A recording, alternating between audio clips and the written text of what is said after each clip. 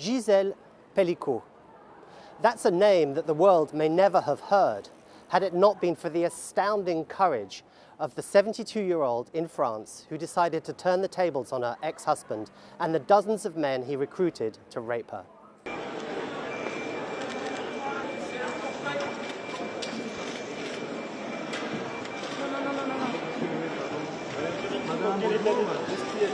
As a survivor of sexual violence, Gisèle Pélicott could have stayed anonymous. She could also have insisted that sordid homemade videos of rapes filmed by her husband after he'd knocked her out with tranquilizers not be shown in court. But instead, she decided, for victims of sexual abuse everywhere, that shame had to change sides, falling not on her but instead on the men that her husband invited to their house to rape her in their bedroom. She waived her right to anonymity, and she threw the doors of the courthouse here in Avignon wide open for the world to see.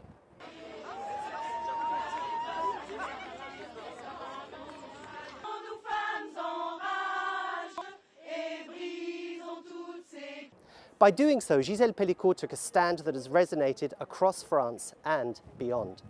She shone the spotlight on gender-based violence and sexual predators' use of drugs to knock out unwitting victims. And she also spurred renewed discussion, building on the progress of the Me Too movement, about fighting rape culture and toxic masculinity. For those who have attended the drugging and mass rape trial here in this southern French city, Gisèle Pélicott's courage has been a shining light in the darkness of more than 3 months of hearings and appalling testimony. The open trial and Pelicot herself, a picture of steely determination and grace with her red hair cut in a bob and round tinted glasses, quickly became a magnet for supporters who travelled from across France to cheer her on. Most of them were women. Merci Gisèle, thank you, they shouted as she came day in, day out for the hearings.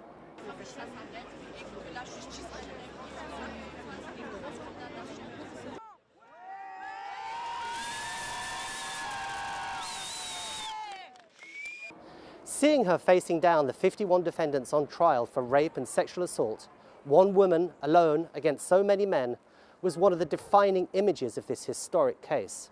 And another came today, when Gisèle Pélicott emerged, vindicated, after the court declared all 51 men guilty.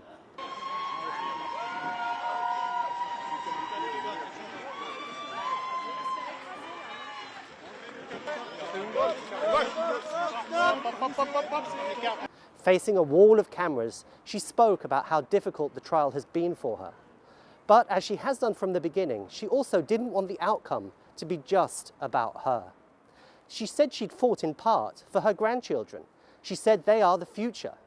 And in her own words, she spoke of all the unknown victims whose stories remain untold. I want you to know that we share the same fight, she said. Gisèle Pélicott, now a name that may never be forgotten.